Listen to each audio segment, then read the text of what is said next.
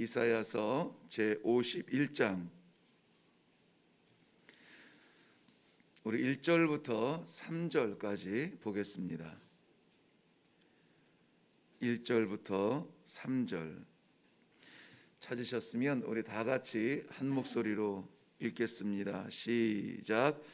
의를 따르며 여호와를 찾아 구하는 너희는 내게 들을지어다.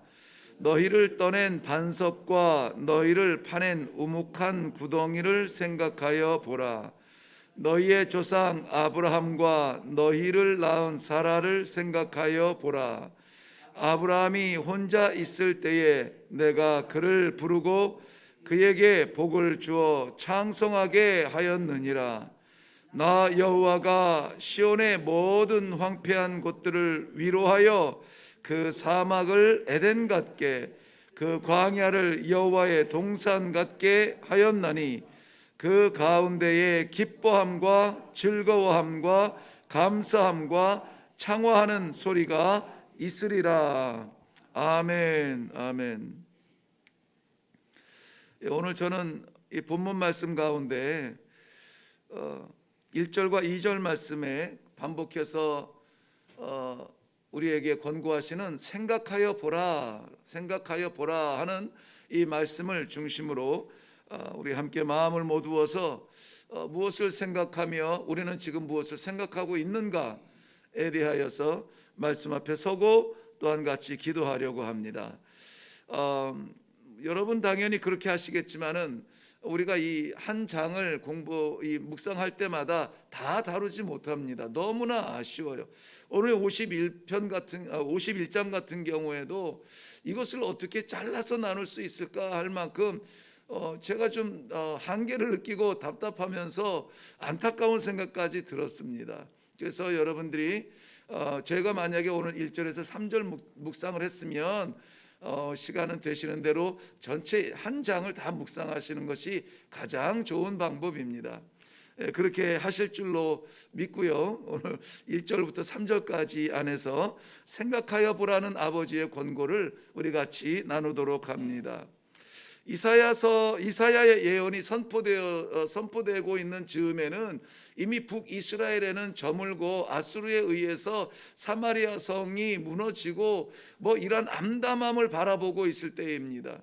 뿐만이 아니라 그 남의 집 그냥 이 불구경하듯 볼 수 없는 것이 이 열대 강국들의 표적이 되고 있는 이 유다의 예루살렘 성도 풍전등화와 같은 그러한 위기 가운데 있다는 것입니다. 이런 위기가 생기면 대체로 두 가지 반응이 나타납니다. 하나는 아이고 이제 우리 끝났구나.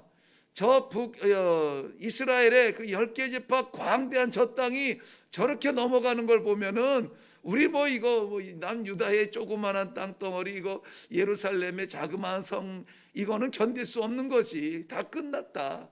이렇게 좌절하는 그러한 생각이 들기도 하고요. 거기에 또 이 파생이 되어서 그러면 어떻게 할 것이냐. 캐세라 다 끝났는데 대체적으로 그럴 때 일어나는 것이 아이러니하게도 퇴폐적인 삶이 만연해진다라고 말하고 있습니다.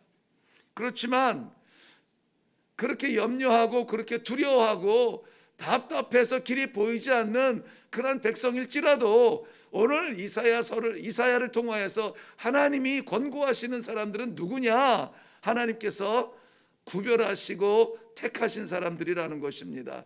그러한 구별하시고 택하신 하나님의 백성들은 누구나 위기 앞에서 만나는 그러한 생각을 가져서는 안 되는 거예요. 우리가 기도하는 사람들로서 이 위기를 만났을 때에 우리는 어떻게 할 것인가 하는 것들에 대하여서 우리는 말씀 앞에 묻고 말씀이 인도하시는 대로 순종하며 살아가는 그러한 복된 삶이 되시기를 바랍니다. 이럴 때 우리는 어떻게 합니까? 코로나가 끝날 생각을 안 합니다. 확진자들이 줄었다 늘었다 하더니 갑자기 또 이 500명대가 넘어섭니다. 경제가 앞이 보이지 않습니다. 늘 하는 이야기지만은 정치에 이편 저편 서기도 해서 애를 쓰지만은 소망이 있습니까? 거기에 정치가 우리를 살려줍니까? 우리가 그들을 위해서 기도해야 될 대상들이지 그들을 의지할 사람들은 아닙니다. 왜냐하면 그들은 세상 질서 안에서 어떻게든 잘해보려고 하지만 우리는 세상 질서를 넘어서 하늘의 질서로 살아가는 사람들이에요. 그러므로 우리가 이러한 위기를 만날 때일수록 더 기도해야 될 줄로 믿습니다. 그런데 무작정 기도하는 것이 아니라요, 오늘 1절 말씀 보면은 의를 따르며 여호와를 찾아 구하는 너희는 내게 들을지어다 그랬습니다. 내게 들을지어다. 너희는 내게 들을지어다 그랬어요. 너희가 누구를 말합니까? 의를 따르며 여호와를 찾으며 또 여호와를 구하는 너희라 그랬습니다. 삶의 차원이 다른 사람들이에요. 삶의 질서가 다른 사람들입니다. 있어서 배부리고 배부르고 취해서 만족하는 그러한 질서가 아니라는 거예요. 우리는 어떠한 위기에서라도 여호와를 구하는 사람들, 여호와를 찾는 사람들, 하나님께 나아가서 어찌하면 좋습니까? 물어볼 줄 아는 사람들이라는 것이죠. 그런데 너희는 들을지어다 그랬습니다. 무엇을 들어야 합니까? 우리가 기대하는 것들이 있습니다. 이렇게 했으면 좋겠어요. 이것이 소원인데 이렇게 되면 얼마나 좋을까요? 지금 우리가 답답하게 겪고 있는 개인적인 그런 문제들도 있을 것이고 공동체가 겪고 있는 어려움도 있을 것입니다. 이렇게 되면 참 좋겠어요. 물론 그 아름다운 생각으로 하나님 앞에 나아가 아뢰는 것도 좋지만은, 그러나 무엇보다 여호와를 찾고 여호와를 구하고 여호와 앞에 서는 자들은 여호와의 말씀을 듣는 것이 먼저입니다.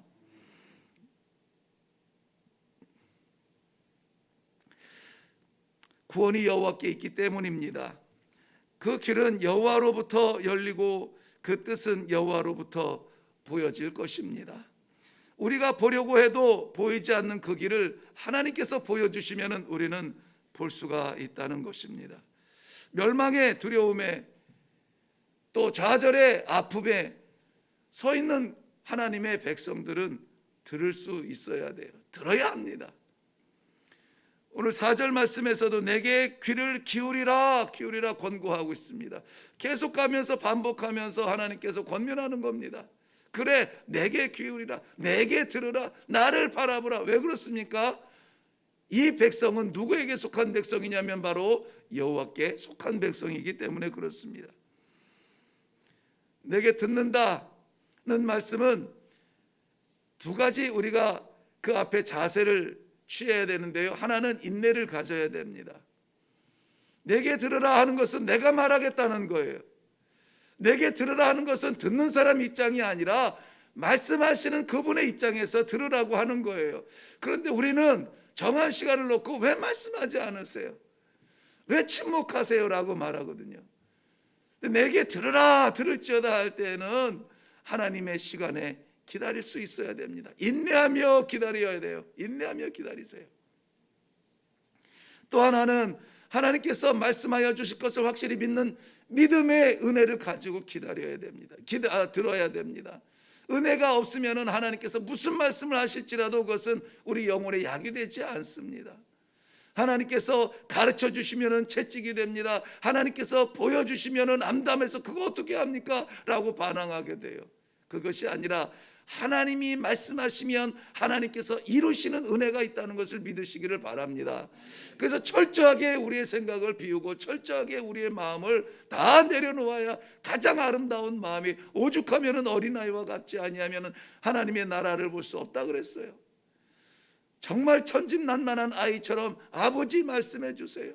말씀 안 하시면 알겠어요, 난 모르겠어요, 아버지 말씀해 주세요.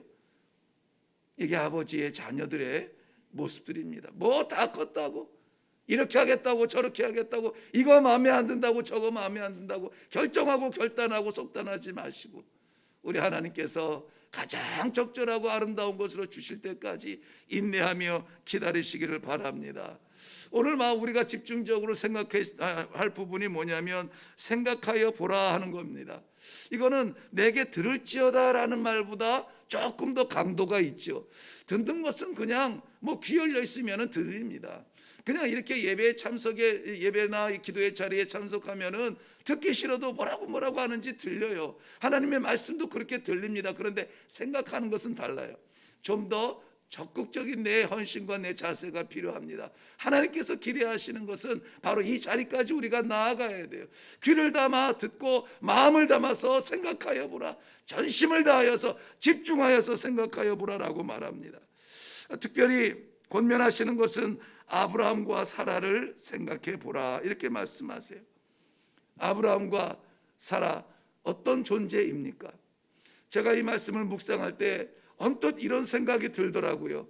아브라함과 사라, 너무나 많이 듣고 너무나 익숙한 이름이어서 실존했던 인물이라고 하는 실제감이 떨어지지는 않을까? 우리 성도들이 아브라함과 사라를 늘 이 책 속에만 보았기 때문에 어떤 소설 속의 인물로 여겨지지는 않을까 하는 두려움이 갑자기 생겼어요. 사랑하는 성도 여러분, 아브라함과 사라는 소설 속 인물이 아닙니다. 역사 속 실제 인물이에요. 마른 막대기와 같고 경수가 끊어진 여인을 통하여서 하나님이 약속의 아들을 준 기적의 사람들입니다. 그 사람들이 우리와 성정이 다를 것이 없는 그 사람들이라는 것이에요. 그러므로 믿음은 이런 겁니다. 그 하나님이 나의 하나님이에요. 아브라함의 하나님 참 대단하시다, 아브라함 너무 좋겠다, 이것이 아니라 바로 그 아버지가 내 아버지라는 겁니다. 이 믿음이 있으시길 바라요. 그러므로 아버지께서 우리에게 권고하십니다. 내가 떠나 있다고, 내가 보이지 아니한다고, 내가 역사하지 않는다고, 그런다고 이렇게 실망해하고 좌절해하고 포기하고 퇴폐적으로 빠지고 도망치지 말아라. 될 대로 되라, 그렇게 살지 말아라. 아브라함과 사라를 생각하라. 아브라함과 사라를 생각하라. 그 불가능하고 있을 수 없는 그러한 가운데 하나님께서 한 사람 택하여서 민족이 되게 하고 민족을 통하여서 온 땅의 열방의 아버지가 되게 하지 않았느냐. 우리가 상상할 수 없는 일을 이루시는 분이 아버지세요. 나는 말을 잘 못합니다. 나는 재주가 없습니다. 나는 아는 것이 없습니다. 듣기도 별로 많지 않아요. 알아주는 사람도 없습니다. 그러나 아버지께서 나를 잡으시고 아버지께서 내게 말씀하시고 아버지께서 내게 약속하시고 저는 꿈이 있습니다. 소망이 있습니다. 아버지의 꿈을 이룰 것이고 아버지의 소망을 이룰 것입니다. 이러한 큰 가슴을 가지고 신앙생활하면은 사람이 달라지지 않겠습니까? 작은 거 이런 것 가지고 눈물 흘리지 않습니다. 죽을 뻔 결렸다고 땅바닥 치면서 끝장났다고 포기하지 않습니다. 그것을 통해서도 아버지께서는 역사하실 것이기 때문에 그렇습니다. 사랑하는 성도 여러분, 오늘 우리가 어떤 삶을 살지 아무도 모릅니다. 20년 30년 된 친구가 꼭 해줄게 하고 약속들 하셨습니까? 모르는 일이에요. 다 된 것 같았는데 도저히 못하겠다고 어제 청천벽력 같은 그러한 통지를 받았습니까? 모르는 일이에요. 중요한 것은 무엇입니까? 우리가 아버지의 그 하나님 여호와를 찾는 사람들이고 기도하는 사람들이고 그 아버지의 약속받은 사람들이 바로 나라면은 우리의 삶은 바뀌게 되는 것입니다. 아버지의 말씀, 그 약속을 깊이 생각하세요. 그리고 그 말씀을 듣기까지 포기하지 마시고 주님, 나는 연약하지만은 아버지께서 이루어 주실 줄로 믿습니다. 이 말씀, 이 믿음의 결론이 무엇이냐? 여기에 2절 말씀 보면은 중반에 보면은요, 제가 좀 자를게요. 아브라함이 혼자 있을 때에 그랬습니다. 혼자라는 단어와 끝에 보면은 그에게 복을 주어 장성하게 하였느니라 라고 했습니다. 혼자라는 단어와 장성이라는 단어는 전혀 어울리지 않는데 한 문장에 나와요. 연약함과 강성함은 전혀 어울리지 않는데 바로 우리 한 사람 안에 그게 다 있어요. 우리는 혼자이며 연약하지만은 그러나 하나님께서 우리와 함께하여 주실 때 우리는 장성하게 될 것입니다. 우리가 나아갈 수 없는 곳까지 가게 될 것입니다. 이룰 수 없는 것까지 이루게 될 것입니다. 우리가 벗어날 수 없는 곳을 벗어나서 아버지의 나라에 이르게 될 줄로 확실히 믿습니다. 꿈은 이루어진다고 했던가요? 아직까지 저는 이루어지지 않은 꿈이 참 많은데, 그러나 분명한 것은 아버지의 약속은 이루어집니다. 오늘 그 아버지의 약속을 우리에게 보여주세요.